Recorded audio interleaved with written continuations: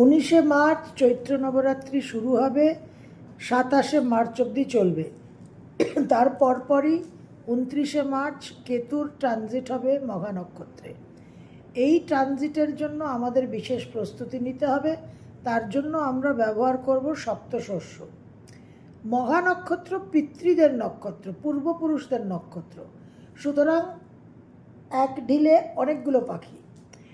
তো 29শে মার্চ থেকে আমরা শুরু করব পাখিদের কিছু সপ্তশস্য খাওয়ানো।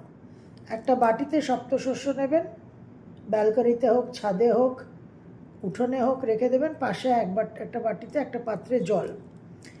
এবার সপ্তশস্য কী কী নেবেন, আমি অনেকগুলো শস্যের নাম বলে দিচ্ছি আপনাদের।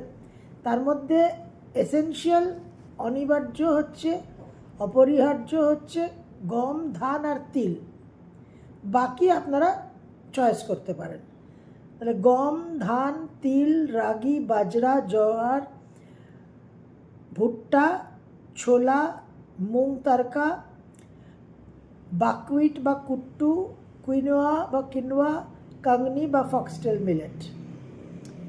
এগুলো আপনারা এর মধ্যে যে কোনো কয়েকটা আপনারা, যেটা এর মধ্যে আবার সাপ্লাইয়েরও ব্যাপার আছে, অ্যাভেলেবিলিটিরও ব্যাপার আছে। তো ধান, গম, তিলটা তো পাবেনই। এবার তিলের মধ্যে আপনারা প্রশ্ন করবেন, সাদা তিল, কালো তিল দুটোই ব্যবহার করুন। তো ধান, গম, তিলটা দেবেন, বাকি এটা সিলেকশন করবেন। 29শে মার্চ থেকে আপনারা আপনাদের বাড়ির বাইরে, ছাদে, ওয়েস্টে, যেদিকে হোক, পশ্চিমে, যে কোনো ডিরেকশানে এটা দিয়ে রাখবেন, সঙ্গে একটু জল।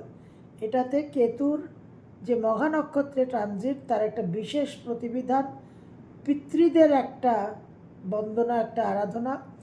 এবার এটা যারা করছেন তো খুবই ভালো, কিন্তু আপনারা যদি চৈত্র নবরাত্রিটা করেন, তাহলে চৈত্র নবরাত্রিতে যে ঘটটা স্থাপনা করবেন, সেই ঘটে এই সপ্তশস্য দেওয়ার পর যে গাছটা হয়, আপনার ঘটটা জলে দেওয়ার আগে গাছের একটা অংশ একটু প্রুন করে নেবেন, একটু কেটে নেবেন কাঁচি দিয়ে। সেই যে অংশটা কেটে নিলেন, সেই চৈত্র নবরাত্রির এই সপ্তশস্যটা দিয়ে যদি 29শে মার্চ শুরু করেন, তাহলে কিন্তু অনেক বেশি পাওয়ারফুল একটা প্রতিকার হবে, অনেক বেশি কিন্তু সুফল পাবেন। প্রথমে ওই কেটে নেওয়া অংশটাকে দিয়ে শুরু করলেন, তারপরে আপনারা কাঁচা সপ্তশস্য দিতে থাকবেন। এটা করলে বিশেষ একটা উপকার পাবেন, বিশেষ শক্তিশালী একটা প্রতিকার।